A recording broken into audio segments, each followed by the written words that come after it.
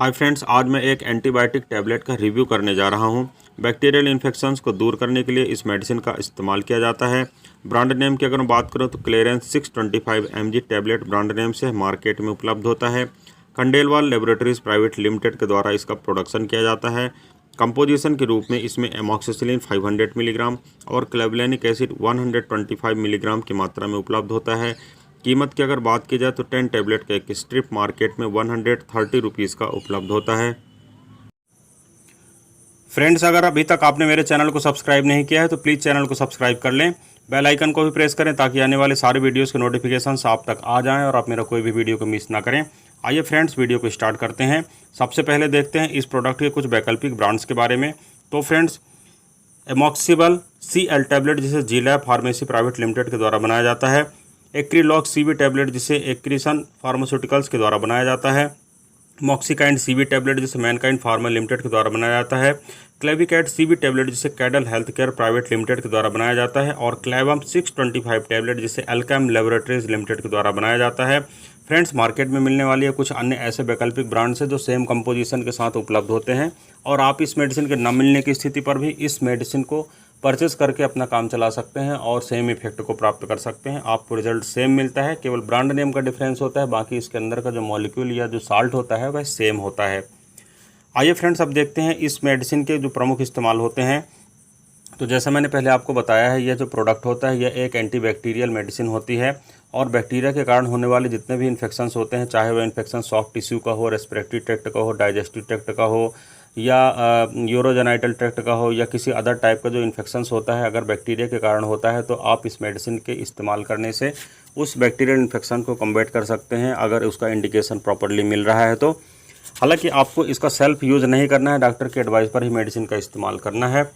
Friends, अब देखते हैं इस मेडिसिन के कुछ कॉमन जो साइड इफ़ेक्ट होते हैं उनके बारे में। तो फ्रेंड्स, इसके कॉमन साइड इफ़ेक्ट के रूप में वॉमिटिंग, नोजिया और डायरिया इत्यादि इसके कुछ कॉमन साइड इफ़ेक्ट के रूप में देखे गए हैं। कई पेशेंट्स को इस मेडिसिन को देने के दौरान डायरिया होता है, यह एक इसके कॉमन साइड इफ़ेक्ट के रूप में भी है। जनरली लोगों को इस प्रकार का साइड इफ़ेक्ट देखने को मिलता है। किसी किसी व्यक्ति में पेट कड़ा हो जाता है, यानी कॉन्स्टिपेशन भी किसी किसी को नोटिस किया गया है इस टैबलेट को देने के पश्चात। आइए फ्रेंड्स, अब देखते हैं इस मेडिसिन का इस्तेमाल कैसे करना चाहिए। तो फ्रेंड्स, इस मेडिसिन को डॉक्टर के द्वारा निर्धारित खुराक और डोज के अनुसार इस्तेमाल करना चाहिए। सेल्फ इस मेडिसिन को नहीं लेना चाहिए, यह हार्मफुल हो सकता है। मेडिसिन को साबुत निगलना चाहिए, इसे चबाना, कुचलना, तोड़ना या पीसना नहीं चाहिए। इस मेडिसिन को भोजन के साथ ही लेना चाहिए। खाली पेट में लेने से यह मेडिसिन आपको नुकसान कर सकती है। गैस्ट्रिक इरिटेशन आपके शरीर में डेवलप हो सकता है, गैस्ट्रिक कॉम्प्लिकेशंस हो सकते हैं, इसलिए यह एडवाइस किया जाता है कि इस मेडिसिन को खाली पेट ना लें, भोजन करने के पश्चात ही आपको इस मेडिसिन का सेवन करना चाहिए। आइए फ्रेंड्स, अब देखते हैं कि यह मेडिसिन कार्य कैसे करती है। तो फ्रेंड्स, मैंने आपको पहले ही बताया है इसके कंपोजिशन के सेक्शन में, यह मेडिसिन जो है तो दो मेडिसिन का एक कॉम्बिनेशन होता है। इसमें एमॉक्सिसिलिन और क्लेवलेनिक एसिड होता है। एमॉक्सिसिलिन मैंने आपको पहले ही बताया है, यह एक चूँकि एक एंटीबायोटिक टैबलेट है, इसलिए इसमें एमॉक्सिसिलिन एज ए एंटीबायोटिक के रूप में इसमें पाया जाता है। यह जो बैक्टीरियल का जो कवरिंग होता है उसको नहीं बनने देता, उसकी जो सेल वॉल होती है उसका फॉर्मेशन से रोकता है, उसको डिस्ट्रॉय करता है, जिसके कारण बैक्टीरिया सर्वाइव नहीं कर पाता है और बैक्टीरिया मर जाता है और धीरे धीरे आप अपने लक्षणों में राहत महसूस करते हैं। इसका जो दूसरा कंटेंट होता है वह होता है क्लेवलेनिक एसिड। जो क्लेवलेनिक एसिड होता है वह बीटा लैक्टेमेज इनहिबिटर होता है, जो रेजिस्टेंस को घटाता है, यानी जो रेजिस्टेंस मेडिसिन के अगेंस्ट में बैक्टीरिया पैदा करता है उसको यह घटाता है। और जो मेडिसिन की जो क्रियाविधि होती है, मेडिसिन का जो प्रभाविता होती है, मेडिसिन का जो कार्य करने की क्षमता होता है उसको यह बढ़ा देता है और इस प्रकार यह अधिक ताकत के साथ यह मेडिसिन कार्य करती है, जिसके कारण आप अपने लक्षणों में निजात पाते हैं और धीरे धीरे करके आपका जो रोग होता है, जो बीमारी होती है, वह दूर हो जाती है। अब इस मेडिसिन से जुड़े कुछ स्पेसिफिक फीचर्स के बारे में हम बात करते हैं। फ्रेंड्स, यह मेडिसिन जो होता है रेजिस्टेंस डेवलप करता है, इसलिए आपको यह सलाह दी जाती है कि डॉक्टर के द्वारा जितने दिन के लिए मेडिसिन सुझाई जाती है, 3 दिन या 5 दिन का जो भी रेजिमेंट डॉक्टर के द्वारा डिसाइड किया जाता है, आपको प्रॉपरली उस मेडिसिन को, उस डोज को, उस ड्यूरेशन तक के लिए कवर करना है। अदरवाइज़ अगर यह मेडिसिन एक बार रेजिस्टेंस हो जाती है तो फिर आपके शरीर में दोबारा उसी ड्यूरेशन के लिए या उसी डिसीज़ के लिए कार्य करना बंद हो जाती है और आप फिर बार बार भी मेडिसिन को खाते हैं तो भी मेडिसिन आपको डिजायर्ड इफेक्ट प्रोड्यूस नहीं कर पाती है। समय से पहले मेडिसिन को बंद नहीं करना चाहिए, इन्फेक्शन वापस आ सकता है, जिससे मैंने आपको अभी पहले बताया रेजिस्टेंस यही कहलाता है और फिर इलाज करना अधिक कठिन हो जाता है। फ्रेंड्स, मैंने इससे पहले भी आपको बताया है साइड इफ़ेक्ट के सेक्शन में कि दस्त जो होते हैं एक दुष्प्रभाव के रूप में इस मेडिसिन में पैदा होते हैं, प्रकट होते हैं। तो अगर इस मेडिसिन को आप लेते हैं और अगर दस्त होना चालू हो जाता है तो एक ये कॉमन साइड इफ़ेक्ट के रूप में आपको इसको देखना चाहिए। और 2-3 दिन मेडिसिन अगर आप लेते हैं, सामान्य स्थिति रहती है या कुछ कम मात्रा में दस्त लगते हैं तो ठीक है। यह मेडिसिन के बंद करने के पश्चात स्वतः ही बंद हो जाएंगे दस्त जो भी होते हैं। परंतु अगर दस्त बंद नहीं हो रहे हैं, कंटिन्यू दस्त लग रहे हैं, पानी के जैसे पतले दस्त जा रहे हैं, तो आपको अपने डॉक्टर से उचित परामर्श तुरंत करना चाहिए, लेट नहीं करना चाहिए। अगर मल के साथ खून आ रहा है या पेट में तेज ऐंठन हो रही है तो भी आपको डॉक्टर से इस बारे में उचित परामर्श अवश्य करना चाहिए। इस मेडिसिन को लेने के दौरान फूड प्रॉपरली लेना चाहिए, खाली पेट इस मेडिसिन को नहीं लेना चाहिए। प्लेंटी ऑफ फ्रूट्स भी लेना चाहिए, वाटर भी लेना चाहिए, दूध वगैरह या किसी प्रकार का अन्य लिक्विड कंटेंट जूस वगैरह भी आपको इस मेडिसिन के लेने के दौरान सेवन करना चाहिए। खाली पेट में यह मेडिसिन नुकसान करती है, इसलिए मैंने पहले भी आपको बताया है कि इस मेडिसिन को खाली पेट में आपको इस्तेमाल नहीं करना है। अगर आप इस मेडिसिन को भोजन के साथ में लेते हैं या प्लेंटी ऑफ फूड्स के साथ में लेते हैं या अन्य प्रकार के कुछ लिक्विड भी लेते हैं तो आपको जो मेडिसिन के होने वाले जो अनडिज़ायर्ड इफ़ेक्ट होते हैं, जिन्हें हम साइड इफ़ेक्ट कहते हैं, उनका सामना आपको नहीं करना पड़ेगा। इस मेडिसिन के अगर कुछ अन्य प्रकार के साइड इफ़ेक्ट हो रहे हैं जिसे गंभीर साइड इफ़ेक्ट कहते हैं, जैसे आपके शरीर में खुजली हो रही है या चकत्ते पड़ रहे हैं या चेहरे में सूजन आ रही है, गले में सूजन आ रही है, जीभ में सूजन आ रही है, फेस पे सूजन आ रही है, और अगर आपको सांस लेने में परेशानी हो रही है तो यह मेडिसिन का एक एनाफाइलेक्टिक रिएक्शन कहलाता है और एक गंभीर कॉम्प्लिकेशन डेवलप कर सकता है। अतः आपको एडवाइस किया जाता है कि अगर इस प्रकार के कॉम्प्लिकेशंस हो रहे हैं तो आपको तुरंत मेडिसिन लेना बंद कर देना चाहिए और अपने डॉक्टर से इस बारे में उचित परामर्श अवश्य करना चाहिए।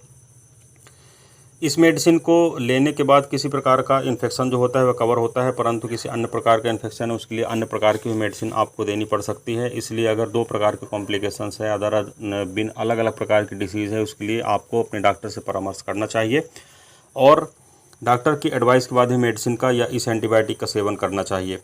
अब फ्रेंड्स, बात करते हैं अगर आप किसी कारण से मेडिसिन की डोज लेना भूल गए हो तो उस कंडीशन पर आपको क्या करना चाहिए। तो फ्रेंड्स, अगर आप मेडिसिन का जो नियमित खुराक होता है उसको लेना भूल गए हैं तो जितना जल्दी हो सके आपको मेडिसिन का डोज ले लेना चाहिए। परंतु अगर मेडिसिन का नेक्स्ट डोज का समय हो गया हो तो फिर आपको डबल डोज नहीं करना चाहिए, यानी डबल डोज आपकी कॉम्प्लिकेशंस को बढ़ा सकता है, दुष्प्रभाव को बढ़ा सकता है। डबल डोज आपके लिए अधिक हितकर नहीं होता बल्कि आपके शरीर में वह कॉम्प्लिकेशंस को बढ़ा सकता है। इसलिए एक प्रॉपरली अगर टाइम नहीं बचा है आपके पास, नेक्स्ट डोज का अगर टाइम हो गया है तो आपको मेडिसिन को क्विट कर देना चाहिए और छूटी हुई डोज को छोड़कर जो प्रॉपरली नेक्स्ट टाइम वाला जो डोज है उसको आपको कंटिन्यू करना चाहिए। अब फ्रेंड्स, देखते हैं इस मेडिसिन से जुड़े हुए कुछ स्पेसिफिक फीचर्स के बारे में या सेफ्टी फीचर्स के बारे में देखते हैं। तो फ्रेंड्स, अगर आप इस मेडिसिन का सेवन कर रहे हैं तो उस दौरान आपको अल्कोहल का सेवन नहीं करना चाहिए, हार्मफुल हो सकता है, हानिकारक हो सकता है। अगर आप गर्भावस्था में हैं या स्तनपान करा रहे हैं तो आपको इस बारे में डॉक्टर से सलाह लेनी चाहिए। हालांकि यह मेडिसिन इस दौरान सेफ़ है, फिर भी आपको डॉक्टर से उचित परामर्श अवश्य करना चाहिए। इस मेडिसिन को लेने के दौरान आपका जो सेंस होता है वह थोड़ा बहुत डिस्टर्ब होता है, इसलिए कोई भी ऐसा कार्य ना करें जिसमें मेंटल कंसंट्रेशन की आवश्यकता पड़ती है, मानसिक एकाग्रता की आवश्यकता पड़ती है। किसी भी प्रकार की ड्राइविंग करना या किसी भी प्रकार का मानसिक जो वर्क होता है आपको प्रभावित कर सकता है, इसलिए आपको इस बारे में बचना चाहिए। किडनी और लीवर रोग से जुड़ी किसी भी प्रकार की समस्या का अगर आप सामना कर रहे हैं तो आपके लिए सलाह दी जाती है को आपको सावधानी बरतना चाहिए, सावधानीपूर्वक मेडिसिन का इस्तेमाल करना चाहिए। इसके जो सारे फीचर्स मैंने आपको बताए हैं उनका पालन करना चाहिए, डॉक्टर की भी एडवाइस लेना चाहिए और आपको सावधानीपूर्वक मेडिसिन का इस्तेमाल करना चाहिए ताकि किसी प्रकार के हिपेटोटॉक्सिक या जो रीनल की टॉक्सिसिटी होती है वह डेवलप ना होने पाए, किसी प्रकार के आपके जो कॉम्प्लिकेशंस होते हैं लीवर और किडनी संबंधित वह बढ़ने ना पाएँ। फ्रेंड्स, अब देखते हैं कि इस मेडिसिन से जुड़े कुछ प्रश्न होते हैं जो लोगों के द्वारा पूछे जाते हैं कि इस मेडिसिन को किस किस मामलों में इस्तेमाल किया जाता है। तो हालांकि मैंने पहले आपको बता दिया है कि जिस सिस्टम पर इस मेडिसिन का इस्तेमाल जनरली होता है, फिर भी आप इस मेडिसिन को टॉन्सिलाइटिस के केस में ले सकते हैं, साइनोसाइटिस के केस में ले सकते हैं, ओटाइटिस मीडिया जो कान का इन्फेक्शन होता है उसके लिए ले सकते हैं, श्वसन तंत्र के इन्फेक्शन के लिए ले सकते हैं, मूत्रपथ का जो इन्फेक्शन होता है, पेशाब नली में होने वाला, जनन सिस्टम का होने वाला किसी प्रकार का कॉम्प्लिकेशन होता है तो आप इस मेडिसिन को ले सकते हैं। फोड़े फुंसी अगर आपके शरीर में हो रहे हैं उस कंडीशन पर भी आप इस मेडिसिन को ले सकते हैं। सेलुलाइटिस अगर आपको है तो आप उस कंडीशन पर ले सकते हैं। घाव का संक्रमण हो रहा है, सेप्सिस की कंडीशन डेवलप हो रही है तो भी ले सकते हैं।